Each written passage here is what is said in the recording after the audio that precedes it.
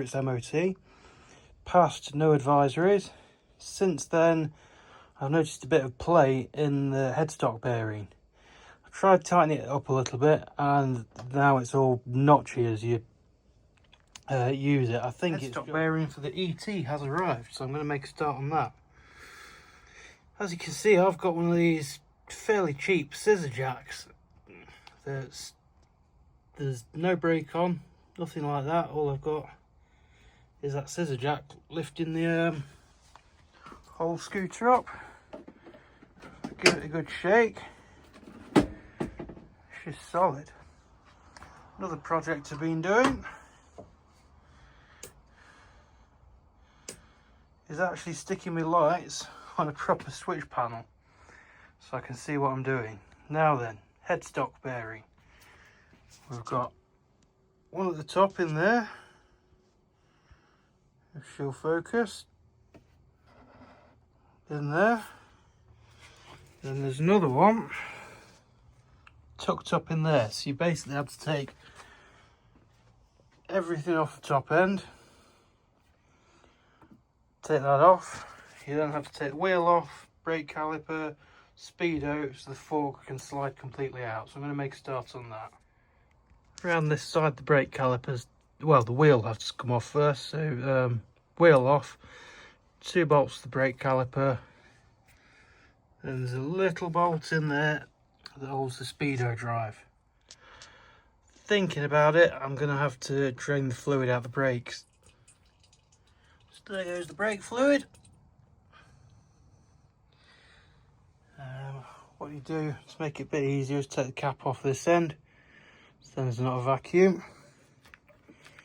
Thinking about it, I don't think I've swapped the brake fluid since I rebuilt it 3 years ago, so it'll do it good to have that flushed anyway. So not ideal. I've had to leave the cluster dangling, and it was the same when I rebuilt the bike. These clips, I just could not work out how to get these out safely, so I'm going to leave it dangling rather than wrecking the back of the cluster. Just give you a bit more wiggle space. All the other clips come out fairly easily, and just like a PX, they're all ever so slightly different. So they can only go back in the slots they came out of, which is really handy. Topped it with the speedo cable. Put a cable tie around it, then you don't lose this ring down there in the bodywork. Ask me how I know. So the next one is take this bolt off, then the handlebars will come off the steering column. So this one, it is a pinch bolt, so as soon as you loosen it, the handlebars are free. But as you can see, we've got no steering. So it's a pinch bolt, but it's also got a groove through the what do you call it? Not steering column, stem. So they won't actually lift off the bike yet till I've completely removed that. That's now removed, so with a bit of luck, that'll all hang down there. Like I say, not ideal, but this is how I'm doing it. And then that'll really show you the lock ring. There's a spacer, then there's the I've got one of these and like a almost universal C-spanner. You can get a big socket that fits on, or if you're a bit more rough with it, you can get a hammer and a screwdriver and knock it off. So, oh, let's get the steering that way around. This one's almost a locking ring.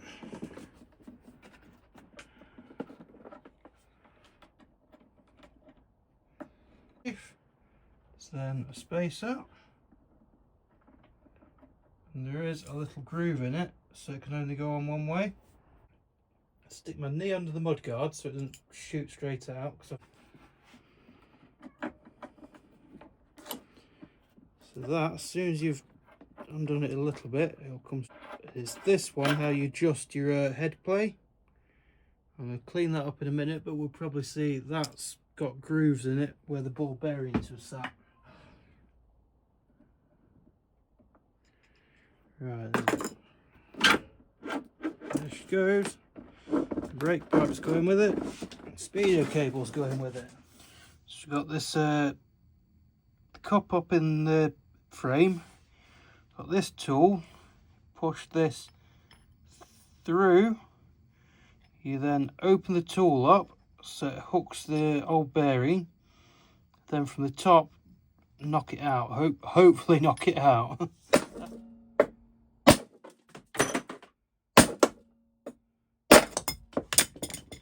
There she goes.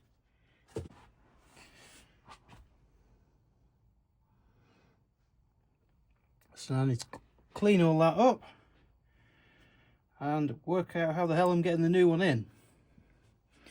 What I'm hoping is I've put the new one in the freezer, then I've carefully heat this up with a blowtorch, which is going to be tricky because there's cables everywhere and all the ECU and everything a bit further up. But hopefully with a cold bearing and the frame a bit warm, I might just be able to slot it in and then just help it with some punches, carefully walking it in each side. Not ideal. I'm now onto the lower cup on the actual fork leg itself. I've discovered this outer piece is just obviously a weather seal. It's mild steel, so hammering it with from what I've seen online, you basically heat it all up and then you smash it off. The weather seal is basically gets destroyed, and you can either order a new one or you can make one. So I think I'll end up making one out of this lid.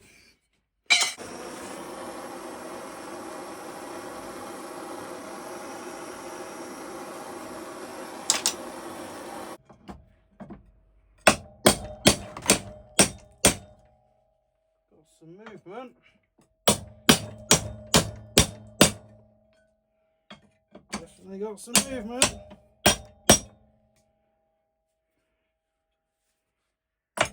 We're off.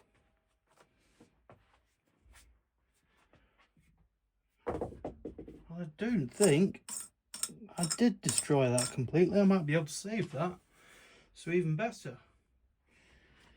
So yeah, I reckon with a bit of a gentle persuasion, or quite nicking it on one side, but I might be able to save that. Anyway, the lid off the candle is actually the perfect fit. If I carefully cut that out and trim the lid down, I could use that if this is beyond salvageable.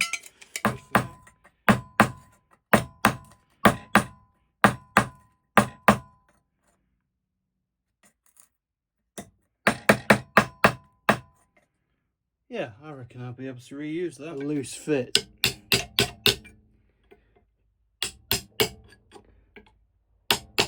Because it's almost sticking. Oh no, it's not. It's just where the grease is. I thought it was sticking gouges in that face there. And pop some more grease on it. I'm just going to go mental with it now. And up slightly. Lightly stick some vice grips on it.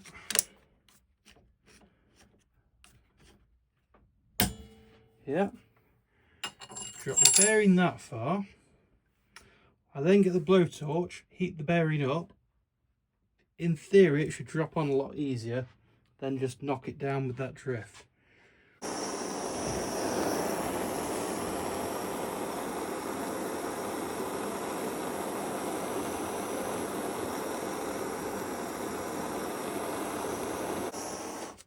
So we go like that.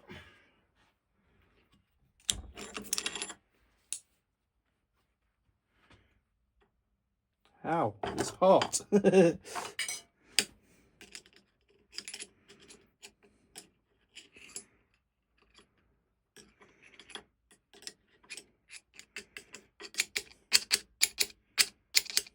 we go. And with a bit of luck, the old bearing.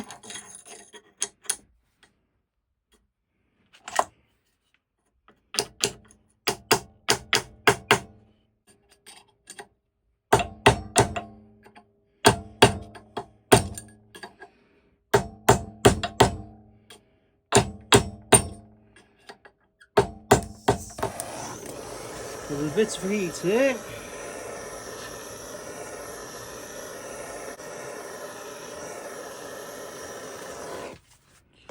And I've had the bearing in the freezer for about an hour. Yep, that is cold.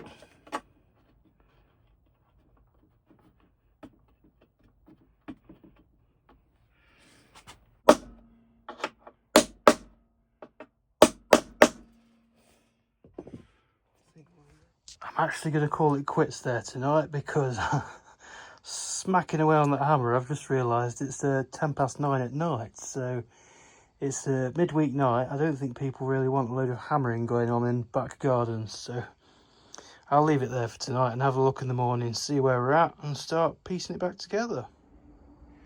One of the little projects with the shed was finally getting around to putting a water butt so I can collect rainwater. I just want a bit of a hose on the end. Doesn't quite fit, so let's go with a David Freiberger tip. So I was watching David Freiberger, hopefully most petrol heads know who that is, and he was on about getting hoses onto pipes and fittings that won't quite go on, and this was his tip.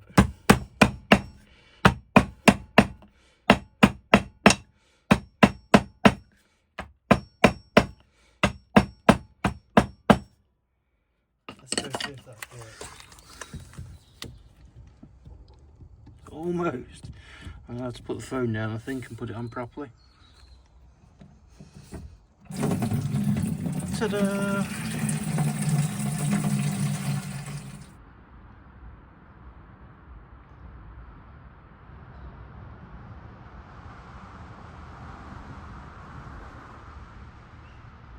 Dry fit the fork leg with no grease on the bearings. Check the line up and then it moves freely before I grease them up. This top end, I can hear a cat running across the shed roof. Anyway, yeah, this top end, the new cup, if you remember the old one, it was spinning in the...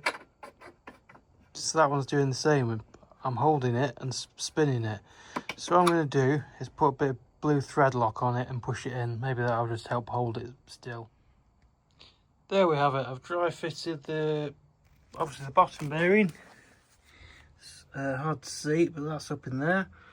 The top bearing, and I've just rocked the forks lock to lock. It's nice and smooth.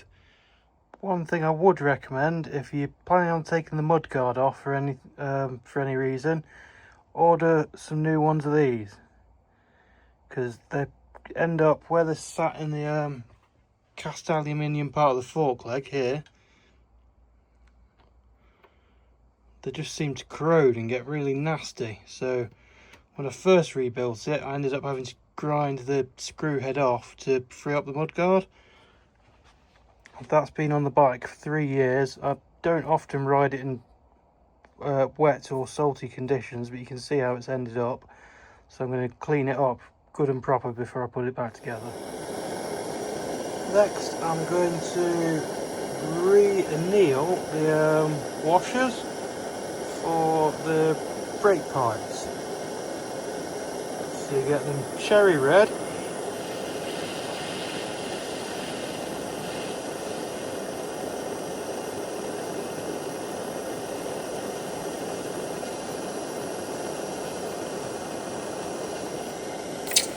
And drop them in some water. So we're back in. We've got grease in it now. I've skipped filming that bit because people went, well, you're using the wrong grease. Well, you're loading the bearing up wrong. So I'm just going to do it my way with my grease. It's in. There's plenty of videos out there on how to put grease in a bearing. But yeah, just need to decide how tight I want it. But that's lovely and smooth. One real fiddly thing I found with both the ET and the PX is getting all the cables and pipes and everything through the headstock. So for now they're poking out the horn cover, then I'll get them through the headstock where I want them. While I've still got the wheel off and the hubs bare, something that's been intriguing me for a little while is I've seen a couple of pictures now of Vespa PXs with an ET4 wheel on. I don't know if anyone's done it. do you literally just put the ET4 hub on the PX fork, and then you can bolt the ET wheel to it, or is it a bit more complicated than that? If the wheel bearing was due, I'd be very tempted to try it, but unless I pick up a spare ET hub or something, I don't know. Something to think about, and they certainly look a bit different. Just putting the headset and all the cables and everything back through. What I've had to do, I've noticed this part of the loom where it's rubbing on the plastics as you turn. To try and protect that, what I've got is, if you remember that puncture I had on the Vespa PX, I saved the old inner tube that had a hole in it, because old inner tube is great for things like this. Cut a slither off of it, I've wrapped it around the loom, and then I've just put a cable tie on it to help hold it. So now it's that rubber inner tube rubbing on the plastics rather than the loom, so hopefully it'll last a lot longer.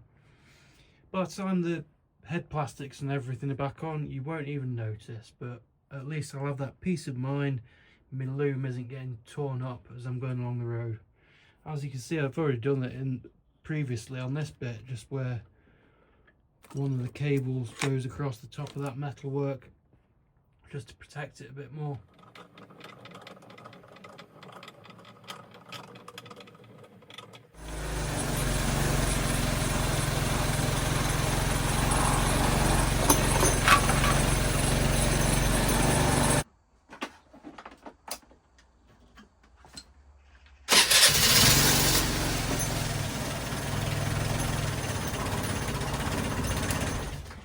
I don't know, maybe the brake bulb needs changing, I'm hoping anyway.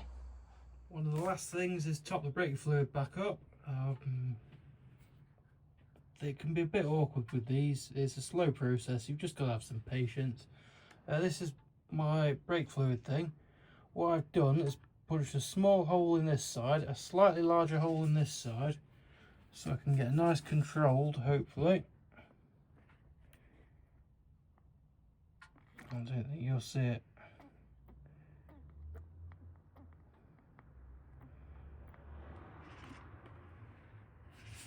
Basically, brake fluid is corrosive to paint, so you got to be really careful with it. Squeeze the brake lightly, you'll see these air bubbles. That's the air coming back up the brake pipe. I've watched multiple videos on how to do this. Probably better ways, there's probably easier ways. This is just how I do it. Just gently letting the brake fluid fill the brake pipe, then I bleed the other end. Luckily with this scooter, it's a tiny caliper. It's one straight pipe. There's no ABS pump or anything like that. It's a very simple system. Master cylinder, pipe, caliper. Now then, it's almost 2 weeks later, so I'm trying to remember where I got to. Why have I left it for 2 weeks? Basically, I was in Italy, and I've seen a few of these in Italy. So to get home, I've not had mine on the road straight away. It was a bit gutting, but such is life. Anyway, let's stick it back together.